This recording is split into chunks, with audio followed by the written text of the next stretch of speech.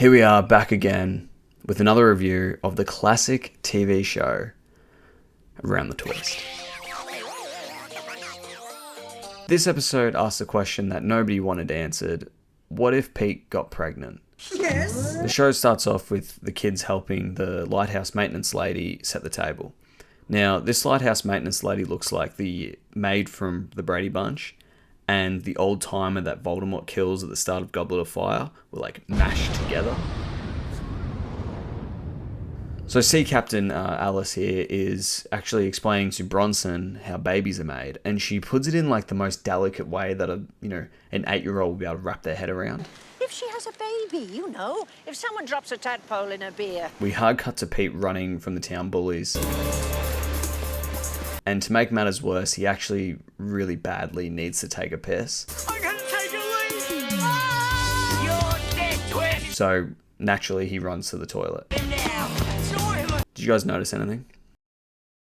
Did you notice the giant subliminal message that just says humor written on the side of the toilet wall? I think I might start doing that as well. Whenever I'm trying to make a joke or have a laugh or whatever, I might just write humor next to me, just so you guys understand that this is meant to be funny. Pete gets chased away to a nearby forest. And finally, he gets that sweet, sweet relief he's been looking for. He runs to a nearby tree and takes a piss. Thinking nothing of it, having a great time. But this is Around the Twist, so nothing is how it seems. Also, they just tilt down and show the dude pissing, like straight up. I was not expecting that. My man needs to drink some water. Anyway, the tree spirit talks to Pete. If I help you, will you be my friend and help me? And she decides to help him out. This might be the first time in human history that one person has pissed on another person, and that person being pissed on is like, Dude, are you pissing on me? Yeah, dude. Do you want help with your taxes? So the tree spirit proceeds to kick these bullies' asses like some Whomping Willow shit. It's pretty brutal.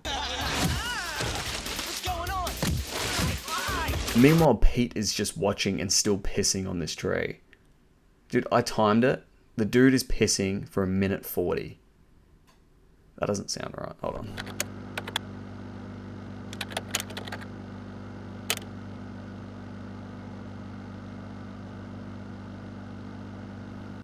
He's pissing for 3 times the length that you should normally piss. That's not right. Tree Spirit scares off the bullies, and then she appears in front of Pete in her, human form. And she does not mess around. Would you like to be my boyfriend? And Pete, stinking of piss, jumps at the chance. Now, my man does not beat around the Tree Spirit bush. He just takes what he wants. Mad respect.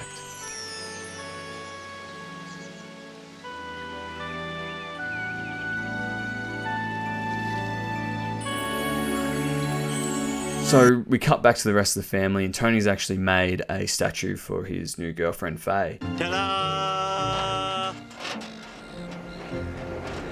And Bronson has like a twisted, sick idea to keep his father happy and healthy. It's a statistical fact that married men live longer. I got it all worked out.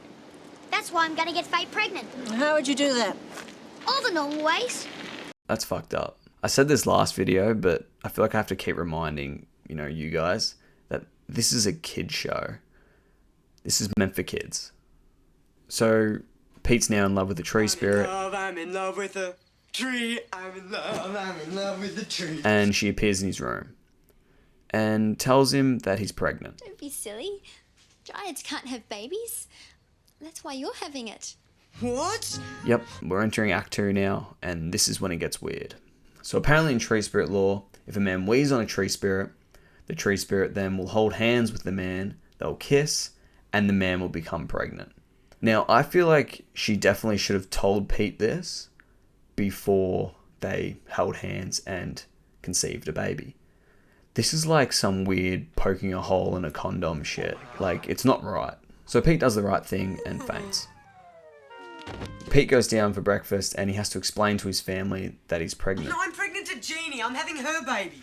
Pete, I just want you to know that whatever happens, I'm here for you. Now, Linda, the sister, has to explain to the whole family that Pete isn't biologically equipped to have a baby because, he's a man. But Dad, he's not biologically equipped to have babies. She explains this to Tony, a father who's 40 years old and has 3 children. I always thought that the kids were a little bit off because they experience strange things week to week and, they live in a lighthouse.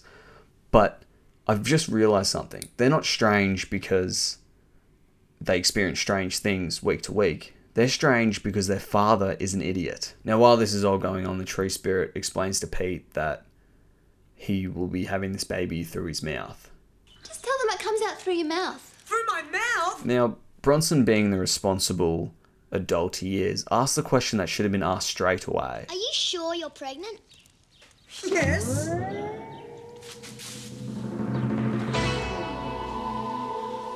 I think we need to have a big chat. And Tony's response to this is, we need to have a big chat. Yeah, Tony, you need to have a massive chat. Your son is pregnant with a tree spirit's baby. Chats don't get bigger than that. So Pete goes to school the next day and the school bullies come up to him and he just flashes his pregnant stomach, like, leave me alone, I'm pregnant. And this is when I realized something when watching this episode. He hasn't been taken to the hospital. Like, a man is pregnant and no one has suggested we should take him to the hospital. At least get the baby checked up. Like, what are you doing? Pete goes to school as normal and Tony must be one tough dad. Like, I've tried all sorts of things to get out of school. Pete's actually pregnant. Give the kid a day off. Imagine the bullying he's going to suffer from being the first man to be pregnant.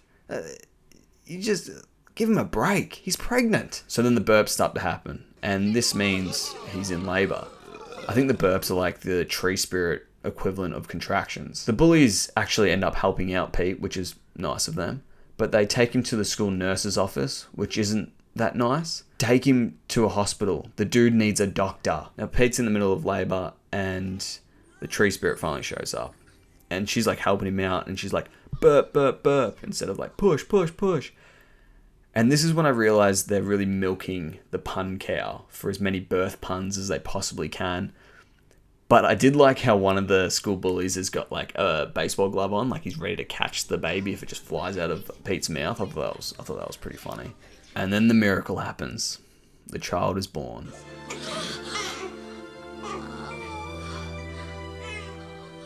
I'm sorry, what the fuck is that? That's some slimy Shrek baby looking ass. Like, I can't even pretend that baby's cute. Oh, can I see the baby?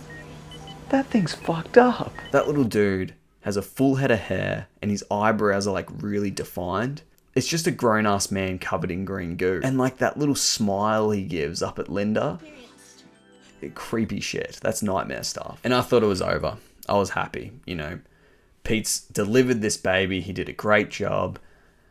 But then they just had to get one more pun out of the pun cow. They just had to milk it just that little bit more. And just before I show this clip, vomit warning. It's pretty disgusting. Could be twins.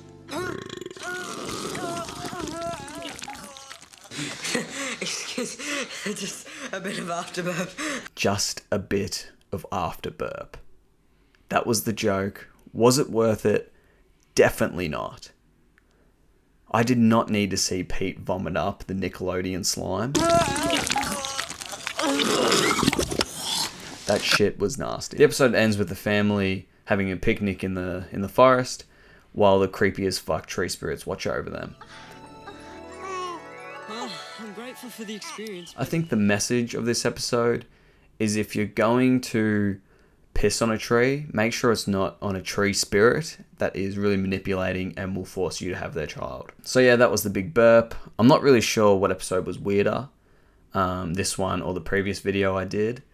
I think they're both very strange. I'd like to know what you guys think, so leave a comment below. And yeah, like if you enjoyed the video, subscribe if you enjoy me, and bye.